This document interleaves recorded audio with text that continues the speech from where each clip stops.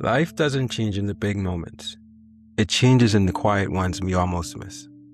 This is Days Like These. I'm J. Malik Asher, and I'm glad you're here.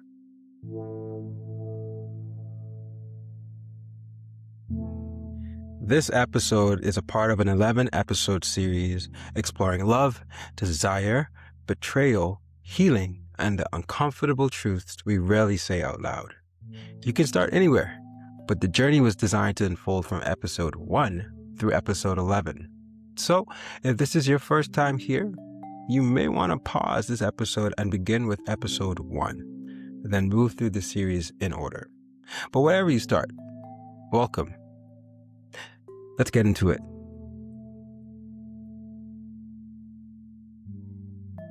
Have you ever been in a relationship where everything looks good on paper, stable, loyal, supportive, but your soul is eating breadcrumbs?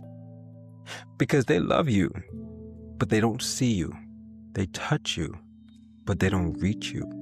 They give you attention, but not intimacy. So you sit at a full table with an empty stomach, and that's when hunger makes even a snack look like a soulmate. Have you ever been fed consistency but not chemistry? Security but not sensuality? Comfort but not connection? Your partner says, "I love you," and you believe them, but your body whispers back, "I'm starving." And suddenly, that friendly coworker, the one who laughs too hard at your jokes, the one who noticed your haircut when your partner didn't, hunger turns "hey" into "hey." Because even the devil can look like dessert when you haven't eaten well. See, love is nutritious, stable, responsible, good for your heart. But desire is like fried chicken at 2 a.m. and bad decisions taste like lemon pepper sprinkles. You know it ain't good for you. But why does your knees get weak like your body said, "Yeah, we're doing this"? Before your mind could even argue, I'll tell you why. It's because love feeds peace, but desire feeds ego, and hunger feeds trouble. And trouble tastes like nostalgia you never had. Let me set this one thing straight. Opposites attract is cute for Disney. But in the bedroom, opposites will have you praying like, "Lord, please send me someone who understands why I like my hair pulled and not just politely tucked behind my ear." You want intensity, but they keep it gentle. You want heat, they keep it safe. You want a jungle, they're offering a garden. But let me say this. Gardens are safe, but jungles make you climb. Some of y'all don't want opposites. You want someone who matches your crazy. You want eye contact that feels like a sin, not scheduled missionary with the lights off. There's a pain people shame silently. My partner is good, but they're not enough. But not because they're bad, and not because you're ungrateful, but because they love you in a language you don't eat. Some of you like oatmeal. It's healthy, safe, tasteless, but you want curry. You want that fire, that flavor that makes your spine arch. You want someone whose kisses feel like a confession.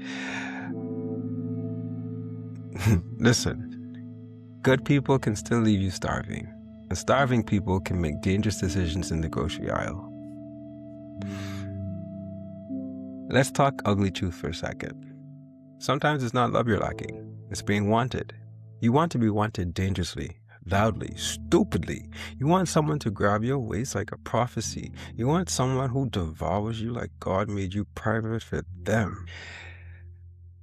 When you haven't been touched right, even attention becomes foreplay. A compliment tastes like a tongue. Eye contact feels like undressing. A handshake is a sin with good intentions. So now you start fantasizing about futures that don't exist. Now you're cooking for someone whose voice you heard once. You're imagining kids with someone who simply just asked for a pen. Because see, hunger makes you delusional. And starvation makes you faithful to fantasies instead of reality. You're not craving another person. You're craving a version of yourself you don't feel in your current relationship. You're not starving for sex. You're starving for aliveness, for passion, curiosity, laughter, danger, novelty, spark, intensity, self-recognition. You don't want someone new. You want to feel like you again. That version of you that was bold, magnetic, wanted, devoured. But instead you became responsible, predictable, safe, domesticated. You traded fire for furniture, and now you miss the wildfire in your own skin. So now the point isn't to leave or betray. The point is to identify your hunger instead of feeding it blindly. Ask yourself, what am I really missing? Is it touch, conversation, affirmation, passion, freedom, adventure, mental stimulation, kink compatibility, emotional depth? Pinpoint your hunger. Name it. Without shame, because clarity prevents casualties. Sometimes you don't need new love. You need new ways to love. Sometimes you don't need another person. You need a new conversation with the one you have.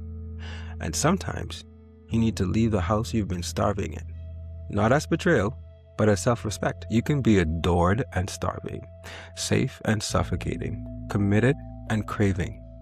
Love is not enough if you're unfed. So before you cheat, ask yourself, am I hungry or am I at the wrong table? Because choosing someone new isn't always desire. Sometimes it's survival. Sometimes it's trauma. Sometimes it's curiosity. Sometimes it's self-betrayal. But other times, it's truth. Because maybe you're not unfaithful. Maybe you're just unfulfilled. Before you go, remember, this episode is a part of an 11-episode series, and every conversation builds on the last.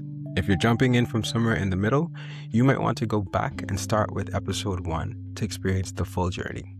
And if you're moving forward with us, this episode continues the conversation even deeper. If this episode moved you, challenged you, or made you think a little differently, take a moment to like, comment, share, and send it to someone who might need to hear it. Because the conversations we avoid are usually the ones that change us the most. Next episode, you talk about why your brain keeps wanting new people. This is Days Like These.